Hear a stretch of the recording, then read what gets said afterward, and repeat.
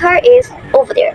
আচ্ছা, সেন্টেন্সে there use করার ক্ষেত্রে আমরা কিন্তু অনেক সময় ঘাবড়ে যাই। কোনটা ইউজ করবো, THEIR or THERE or THEY apostrophe R? Let's break it down. THEIR, it's indicate to ownership, মানে এটা মালিকানা বোঝাতে ইউজ করা হয়, যেমন এটা তাদের জিনিস, এরকম তাদের বোঝাতে এটা ইউজ করা হয়। যেমন example for it's their car, এটা তাদের গাড়ি। তারপর আরও একটা আছে look at their delicious food, তাদের সুস্বাদু খাবারগুলো দেখো।